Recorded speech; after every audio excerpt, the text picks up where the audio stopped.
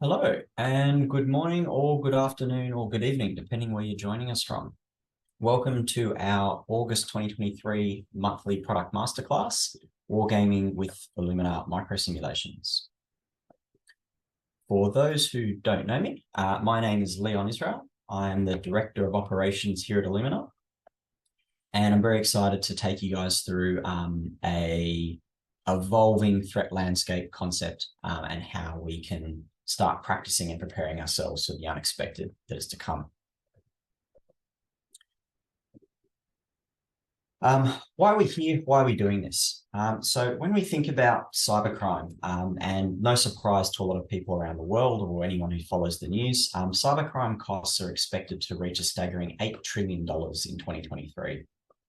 It's not surprising to see that cyber threats are darting up the priority list for many organizations. However, a recent industry forum poll that we did that we'll actually talk through later in today's session revealed a concerning readiness gap in the face of emerging cyber threats like AI deepfakes.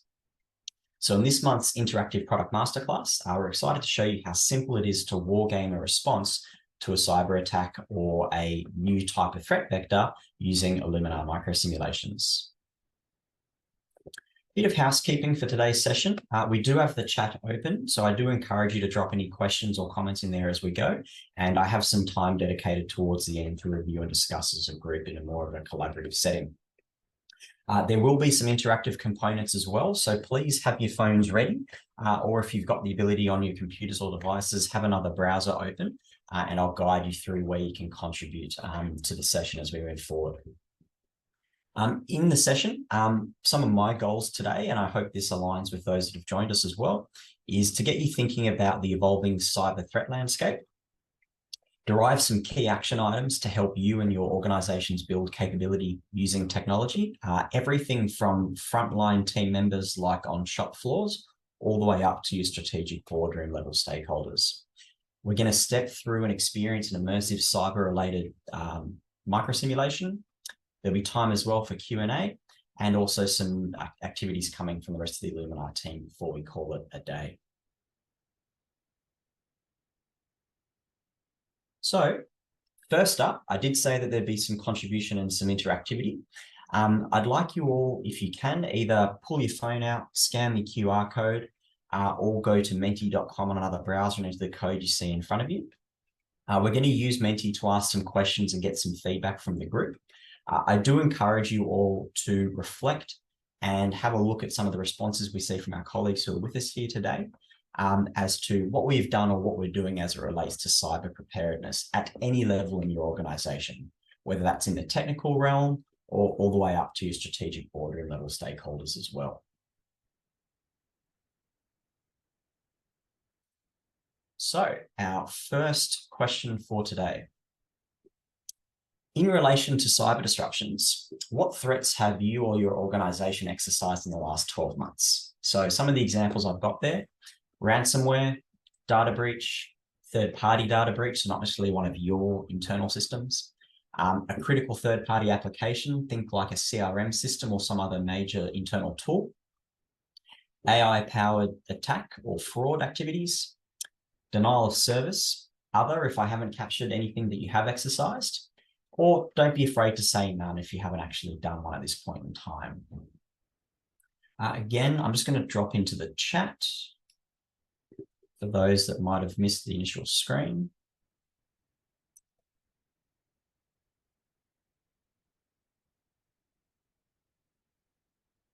So you can join the discussion as well. So ransomware, not surprising, that's taken a big step forward.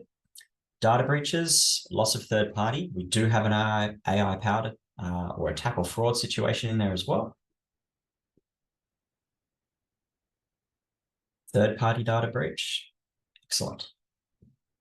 So not surprising results. Ransomware is one of those common ones. It's everything that impacts us from the personal realm all the way into the work realm as well. And we've seen a lot of activity and organizations getting very creative and almost professional to the way that they act and carry out those sort of situations or disruptions. Thinking forward, what have you got on the radar for the year ahead? So again, in relation to cyber disruptions, What threats are you planning to exercise in the next 6 to 12 months? Same topics available for you there. Just curious to see what the group's forecasting or planning to do in the year ahead. We've got data breach, third party, loss of third party application.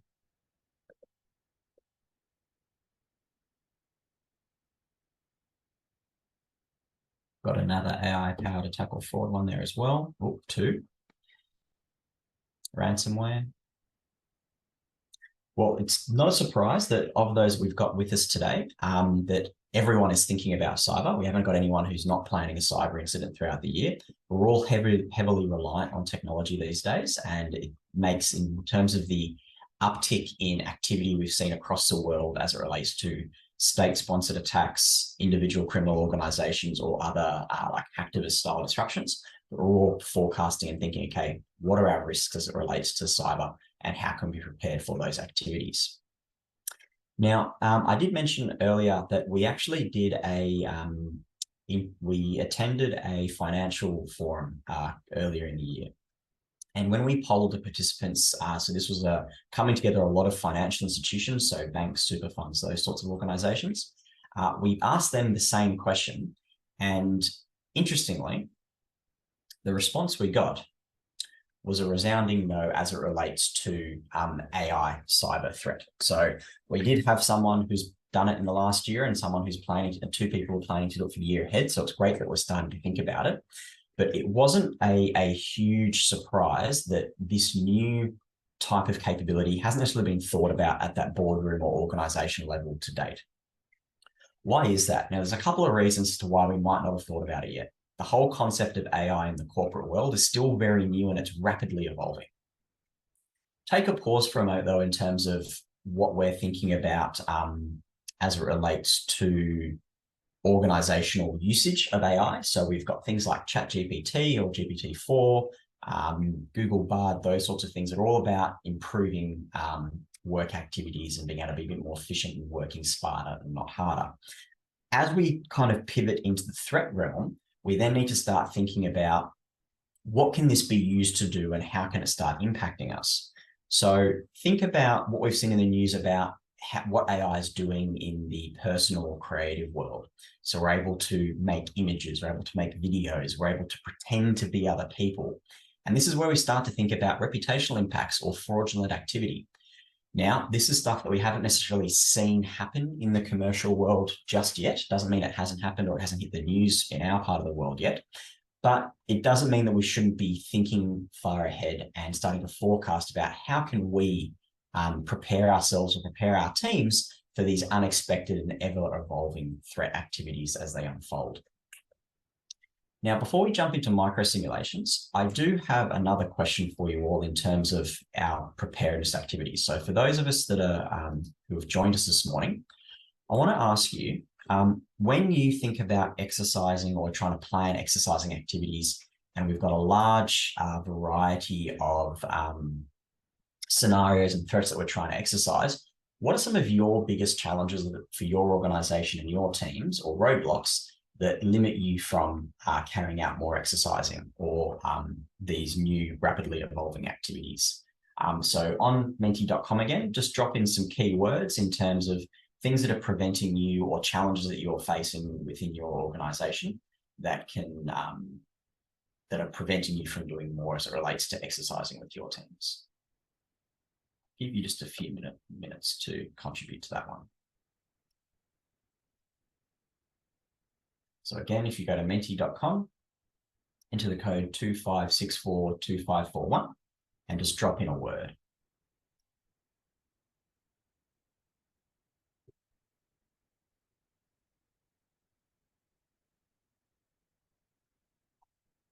So we've got engagement, time restraints and time, and staff being available to give their time.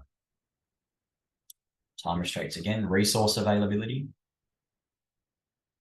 Resistance, that's an interesting one. So I'd be curious to know, now this is all obviously anonymous, however, we do have the chat open. If the person that dropped in resistance is brave enough, I'd be curious to know what that relates to. Is it in terms of dealing with those threats, or is it about juggling the multiple activities and requirements people have in their day-to-day roles?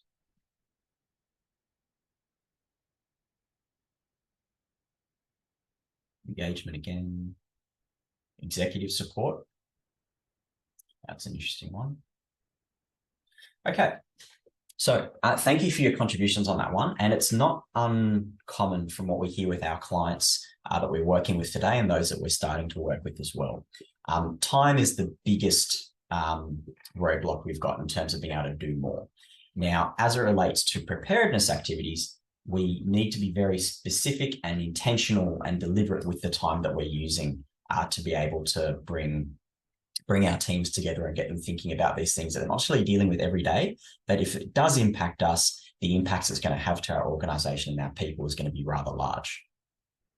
Now, the reason I bring this up is to start thinking about how microsimulations can help you and your organization resolve and address some of those challenges.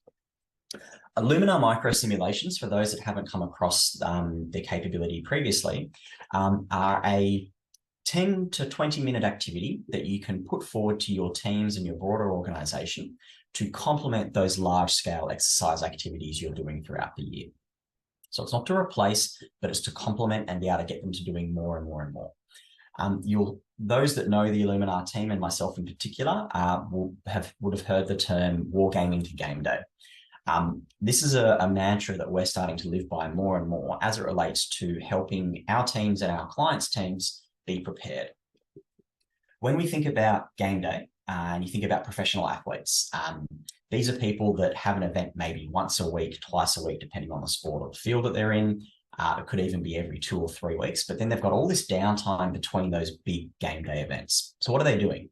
They're exercising and training 2, 3, 4 times a day, every day of the week in between those activities. Now, this is not something we can do to every single person. And thank you, Paul, just for sharing your comment around the resistance challenge being able to give time to engage in activities. So again, we're kind of looping back to that time restraint, and we've all got a lot of priorities. So the concept of microsimulations being a short time commitment for individuals, so anywhere from 10 to 20 minutes, we're able to surface a variety of scenarios and threats and expose them to different tools and procedures and get them a bit more comfortable with dealing with the unknown and a wide variety of activities. Back to my sporting analogy, those that know me, and there's a few people online that I can see, it's no secret that I'm a Formula One fan. And in Formula One, they've got 20 to 24 races a year, and then a lot of downtime in between. But what are the drivers doing before that race weekend comes along? They're in the simulator 3 or 4 times a day. They're in the gym exercising, and they're challenging themselves to prepare for the unknown. They don't know what's going to happen when they get to the track. There could be weather conditions, there could be accidents, injuries, illness, and so on. So they're constantly exposing themselves to a wide range of situations to try and be more comfortable with the unknown and be able to adapt quickly when that game day event does arise. So as it relates to microsimulations, the iluminr Microsimulations initiative has a library of activities that are really rapidly able to be deployed to your iluminr instance to help your teams. Now, obviously today we're talking very heavily about cyber, and we do have a range of cyber-related and third-party activities available, as well as physical security, reputation and staff welfare, and natural disasters. Again, these are 10 to 15-minute activities to help get your teams thinking more regularly throughout the year about what their role is and how that they can face these variety of situations should they unfold. Before I jump into an example, I just wanted to share some lessons that we've learned from the clients that we work with in a couple of industry-based examples. So first up, we had a client overseas approach us last year with their annual resilience program that they redeveloped and were looking to relaunch. They had in and around 30 objectives they were looking to achieve throughout the year. We're able to actually map about 6 to 8 microsimulations that covered the majority of these objectives. So from an organizational resilience planning perspective, we had 30 milestones we wanted to hit. But from our participant perspective, or the stakeholders that we're dealing with in the organization, we're able to group them into about 6 or 8 10 to 15 minute activities throughout the year. Putting aside the specific content, what's been interesting is how we were able to evolve from a heavily facilitated approach in the early days of microsimulations to a more self-paced and client-led and participant-led approach. So moving away from necessarily having an individual facilitate the entire session and guide the team through, that is still relevant for a lot of organizations, but the teams are able to start moving towards a self-paced approach where they might have the microsimulation made available to them on a Monday and they've got till Friday afternoon to complete it. And then we can open up like a 30 to 45-minute drop-in session where if people want to collaborate with someone, ask a question, don't understand their role, want to validate or share feedback about a tool or procedure or plan that's related to that activity, they've got that forum to do so. A bit more locally, we had an example of a large commercial property provider who's been on a journey to try and address the challenge of consistency across their entire organization. So they kind of operate at site level, regional level, and the national level. And what we're able to do was carve out a new program targeting the regional and site level, gather feedback from those participants in the organization, refine and retune the program and the activities to make sure that they suit the broader organization, then clone and replicate that across about 6 or 7 other regions. In addition to that, we're able to extend out the use of an updated feature that came earlier this year, iluminr playbooks, to help support users really understand their role and their team for specific threats and scenarios as responses unfold. And the third example we've got there is a large professional services firm who wanted to 10x and level up their awareness program across the entire organization. So that's from like mid-level managers and up, so a very large stakeholder base at an international level. What can we do beyond that learning management system, business continuity awareness module? How do we get them interacting with the program and actually playing part of their roles and be able to validate and demonstrate back from a regulatory perspective or governance perspective that we're meeting those requirements and people do understand what they need to do. This also led to the ability within that organization and for iluminr to be able to look at, okay, what are the assets and materials we're using from a user experience perspective? What systems need to be integrated in relation to systems of record, planning, response, and communication, as well as learning and development? So I did promise you all that we'd step through an AI-based microsimulation, and I'm very happy to be able to do that for you all today.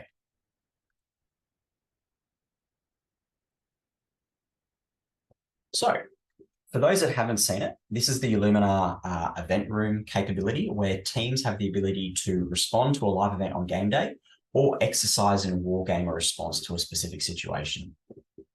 Using iluminr microsimulations, we're able to very quickly set the scene and provide context to the participants about what we're going to do in the activity, why we're doing this activity, and what we expect out of them. And I'm going to show you how we do this today. You're the crisis management team leader for one of the largest institutions.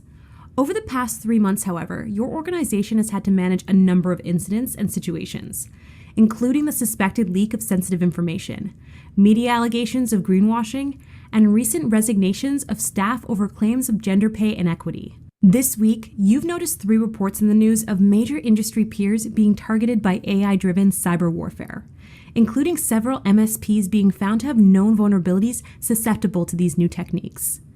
None of the reports have indicated whether a ransom demand has been issued, and the disruptions have caused network effects cascading through the industry.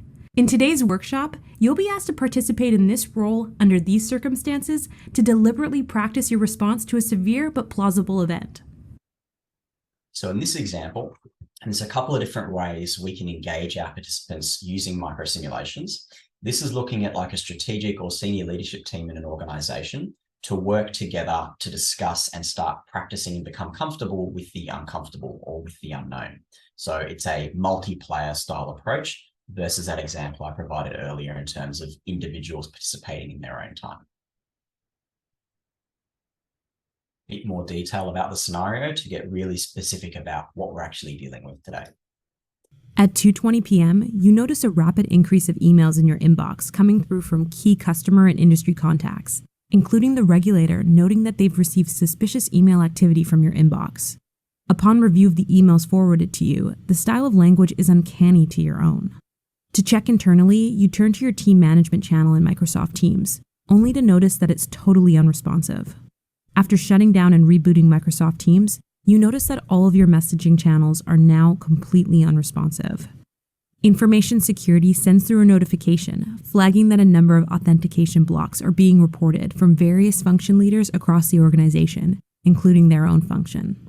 At that moment, you notice a forwarded email in your inbox from your team assistant with an article about your organization being offline, including a direct quote from you stating, "We've just been hit by something big. We don't know what it is and we're scrambling to catch up." As you click on the news clip, you realize it's your voice providing the unscripted holding statement. So this is where we're starting to think about, okay, we've heard about the concept of AI deepfakes in the personal fraud world. Let's now apply this to the strategic and corporate and reputational world that we commonly operate in. From here, iluminr will then actually guide the participants to our information board. In game day, this is where teams are able to create that single source of truth to track and record all the information relating to the incident. Specific to Microsimulations, this is where we're able to get really ultra targeted in terms of the specifics as it relates to our organization. So where are we hearing information from, which teams and business units in the organization are being impacted, or other details that relate to the situation.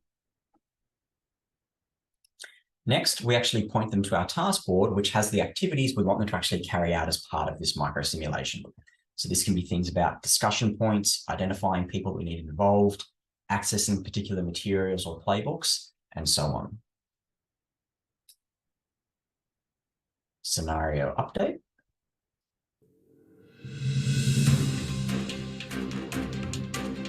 One of the largest institutions continues to find itself in hot water this week, as the industry's regulator has been reported to have issued a series of formal notices to investigate the recent failure in its ability to continue service delivery after an AI cyber attack paralyzed its operations and issued a series of deepfake communications. Its response to the crisis has been criticized by many analysts as a complete failure of governance and resilience.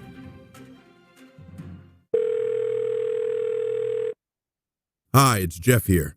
Can you please make yourself available this evening to address the executive committee on how it is we failed to be prepared for this situation? There are some questions that need answering, so make sure you've got your timeline of events together. You might want to gather your thoughts on why we haven't prepared for an AI event when we have our innovation team working on an AI integration strategy. So again, really bringing this ultra focus to individuals within the organization. Now, these assets we're able to keep generic at a level so that you can actually use this across the broader organization. But upon request and with notice, we're able to tailor these a little bit further as well. Before we wrap the simulation though, I would like to put out as a group a question to the group and have us kind of work together in pseudo microsimulation fashion. The first question we've got here is confirm the team you would assemble for this situation and any specialist roles or advisors you'd actually bring in to help support the situation. In the chat, keeping it generic, feel free to drop in any like role names you'd actually include if this was your organization you're bringing through. I'd be curious to see what sort of skill sets we'd be looking to bring to the table. Is this a strategic crisis management or is it a cyber response related activity for your organization?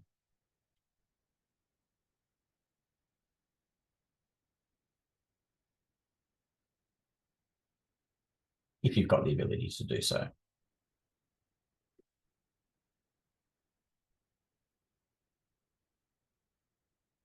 Whilst we're thinking about that, the second task, and this is one that I found really engaging when we started putting this towards other organizations, is a lot of organizations have a well-defined communication strategy to deal with a variety of situations, including a named spokesperson, which is usually a member of your senior executive or leadership team. Now, in this scenario, we're able to kind of challenge that thinking and go, okay, we've had a deepfake situation of a member of our organization out in the wild commenting to media about our response, but it hasn't actually come from us. This is turning into a fraud situation. Trust has a big question mark behind it. Now, this specific sort of activity, we can actually target our senior leadership teams and say, okay, media networks are asking for comments and what we're doing and how we're taking place. Based on what we've seen from this scenario, how would the context of this situation change your communication strategy? I'm just going to let you sit on that one for about 20 seconds or 30 seconds. Because when we took a few organizations through this concept recently, straight up, the question came out about, well, what if the person that's in this AI deepfake that's out in the wild is actually our current spokesperson? What are we doing about trust there? How are we going to modify our communication strategy to ensure confidence both to our staff, our customers, or other governing bodies or stakeholders that we interact with? Do we need a different stakeholder spokesperson? Do we need to start setting up live events with media in person to prove that this isn't a fraudulent style activity that's been experienced to date? Thank you, Sue, for sharing. So no surprise there. We'd probably pull in the CIO or the IT incident team if this was our organization, and definitely bring the crisis management team in from that strategic or reputational response. Always good to think about and challenge your teams about, okay, do we have a cyber insurance policy? Maybe we do. Do we need to actually engage the insurer before we start bringing in specialist teams, because that might cover the costs? Who else do we have within the organization who might be able to help with us outside of our traditional stepping through playbook style responses? Again, this has been an example of a strategic multiplayer microsimulation where we're presenting our participants with an uncomfortable and unknown situation and starting to think about, okay, what do we have available so we can pivot and respond should this situation arise on game day. Thank you for your participation in our short little AI deepfake microsimulation related to fraudulent activities. When we close out a microsimulation, we need to close that feedback loop and actually start gathering information from our participants to say, okay, what are some of the learnings and observations you've seen from this activity? But also start to empower them to drive forward the next series of activities we're going to do as part of our resilience preparedness activities. So what scenarios do they want to see? What sort of activities do they want to see? And kind of start turning the narrative around from me starting to go out and bring our people into activities and some of those time constraint issues and challenges we saw earlier, and have them coming to us and volunteering time and requesting time to carry out more activities. If anyone's got any questions, please do drop them into the chat before we wrap up. I'm just conscious we are getting close to closing time. Whilst you have to think about any questions or comments you'd like to share with the group or have me talk about, I just wanted to share with you all about some upcoming events we have in our future iluminr webinar series. Playing for Change, led by Paula Fontana from the iluminr team, joined by Colm, Andrew Owlett, and Lester Chung. We're going to be discussing how gaming and simulations can revolutionize workplace culture, elevate decision-making, and foster a future-ready organization. Towards the end of September, we also have Paula again, leading a fireside chat style conversation with Katie Belfi, a resilience coach and consultant, exploring the intricate relationship between personal and organizational resilience, shedding the light on the transformative power of microsimulations and playbooks in bolstering resilience at both levels.